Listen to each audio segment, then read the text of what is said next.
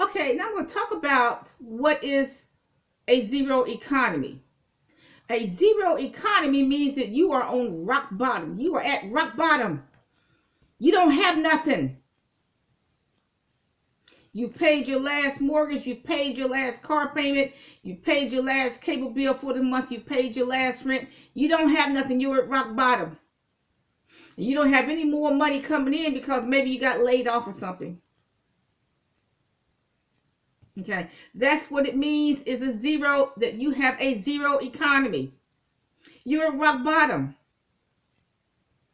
Now, actually, if you really did the math, you have some assets.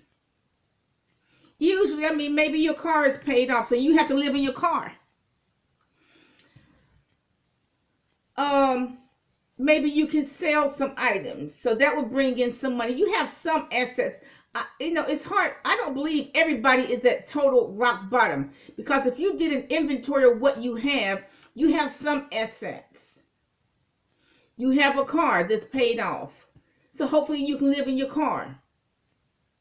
If you are a house, you own a house and you're about to face foreclosure, what you can do, go ahead and sell that house, go ahead and paint it, go ahead and vacuum the carpet, go ahead and clean that house up and sell it. You may not make a lot of money, you may not have a lot of money, you may not make much profit, but go ahead and sell that house.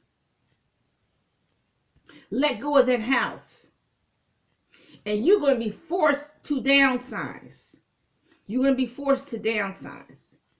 But, even if you're at rock bottom, like I said, you have some assets. I mean, if you really did an inventory of what you have some. Okay? But let's just say, you're at zero. You have to accept that you're at zero. You have to accept your economy. Okay? Now, what you have to do, you have to get just about everything for free. You may have to dumpster dive for free food. You can go to the charities to get free hygiene packs. Now, actually, if you're young, it's kind of easy to live on that economy, okay? That's why you want to avoid getting on that economy. You want to avoid getting on that $0 economy. Start saving money when you're 16, $5 a month. So you won't get to that point where you have zero. It's ridiculous if you're elderly and you are facing foreclosure. That is ridiculous. The problem there is when you bought a 30-year mortgage and you're 70 years old. No, you should not buy a 30-year mortgage. I know they're not going to discriminate, but if you're 70 years old, do not buy a 30-year mortgage. Do not buy that. That's too old. If you're 70, I would recommend that you live in if it's you and your spouse, moving to a 2-bedroom cheap apartment. That's what I would recommend.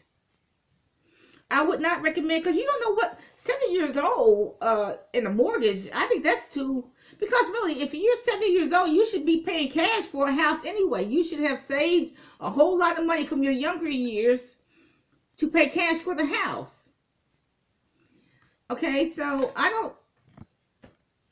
if I was to buy another house right now at my age, I would just pay cash for it.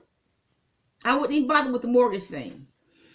Okay, let's just say, see, you want to avoid getting on the dollar economy. A dollar economy means you're at rock bottom. Always have some assets. Start aggressively saving your money at age 16. Let's say if you are on a dollar economy, everything has to cost less than or equal to $1. Okay, Dollar Tree has everything for $1. You can buy hygienic products at Dollar Tree. You can buy food. You can buy shampoo, conditioner at the Dollar Tree. There are some thrift shops that will sell a whole hygiene pack for $0.25 or $1, less than $1. They sell other hygiene.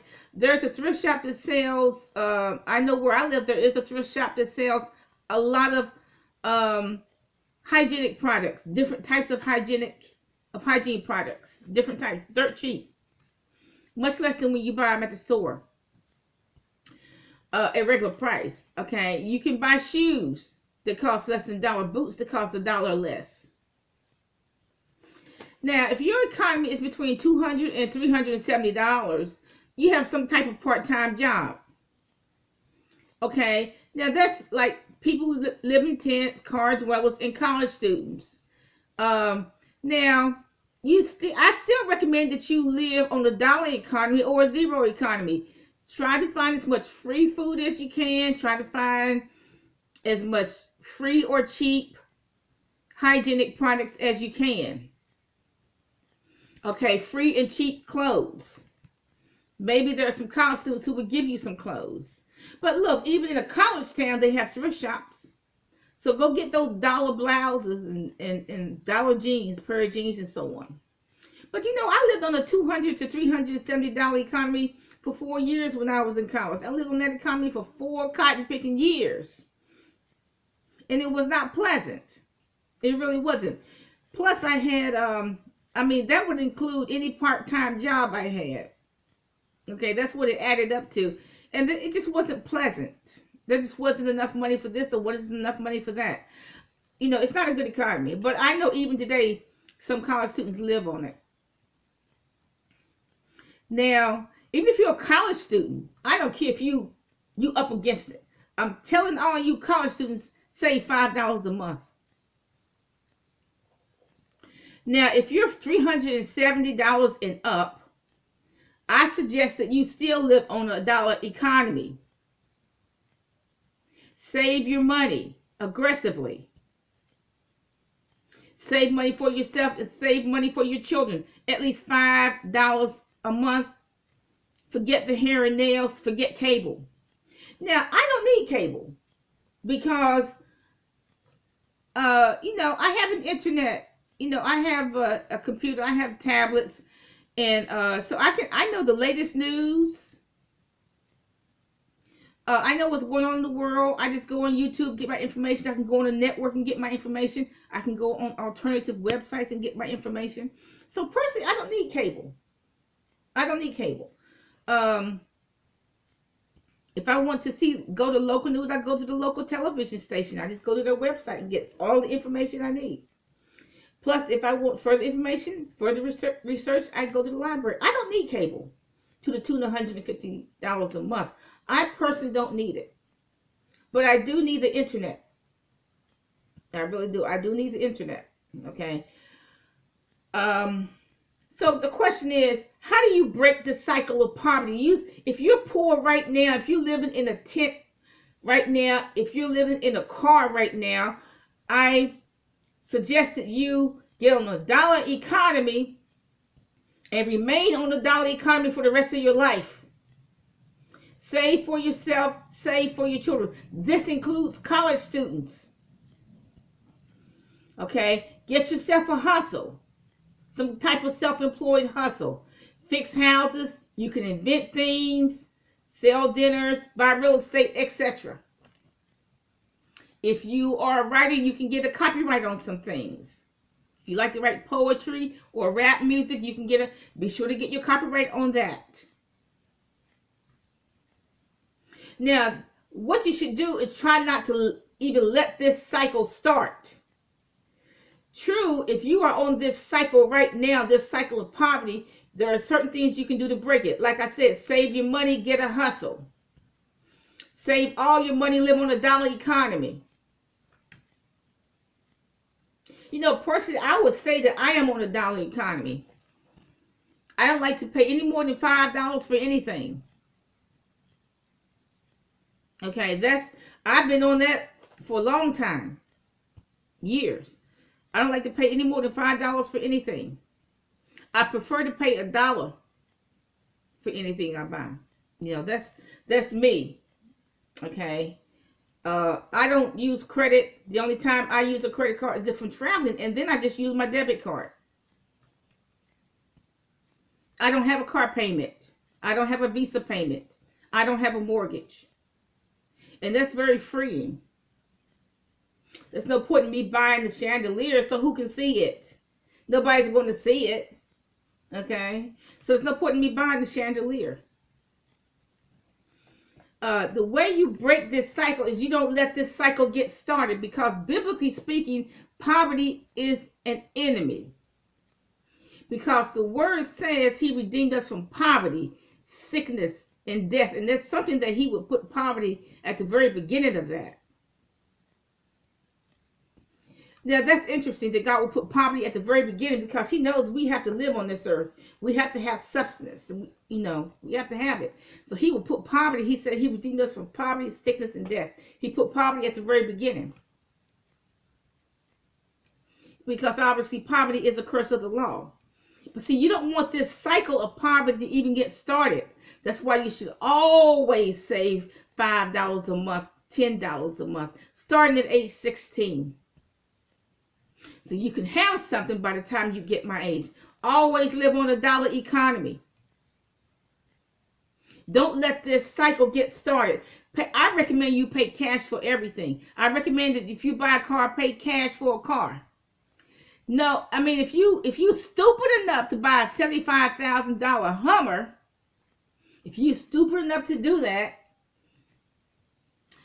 rather than taking that same $75,000 and buying two or three pieces of property, well, you're going to go into poverty if you stupid enough to pay $75,000 for a Hummer. Because look, okay, if you're not going to pay cash for it, you don't even own the Hummer. If you did not pay $75,000 cash for the Hummer, you don't own it. The bank owns it. Okay? So what you should do is take that $75,000 and buy two or three pieces of property.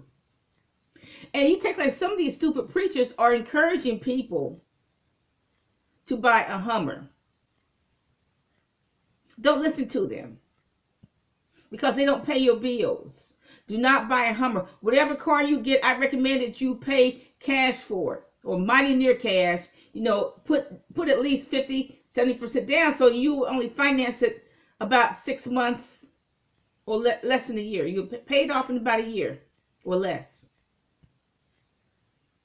A house. I recommend you pay cash for a house. They are out there. Those cheap houses are out there. You gotta forget about this keeping up with the Joneses. What would people say if I don't have a split 4-year house? What would people say if I don't have a house that costs $160,000? I mean, one person bought $160,000 across from me, and that house only looks like it's worth about $60,000. It's a very small house. It has a big yard, but it's a very small house. I never understand the builder who built and designed that house, because every time I look at that house, I feel like just bumping into the wall, because it's just that small. It's just such a small house. I did not understand why the builder didn't build 5 feet to the right and to the left, and maybe 7 feet in the back. It would have made it a much bigger house. But this person paid $158 for this teeny weeny house that's across the street from me, and I'll never understand anybody paying that kind of money for that teeny weeny house. I'll never understand it. If you're going to buy a $158,000 house in a certain area, you should get a big house with at least an acre or something. But anyway, it's over with. She got the money anyway. But that's my take on what is a zero economy and various other economies. Have a nice day.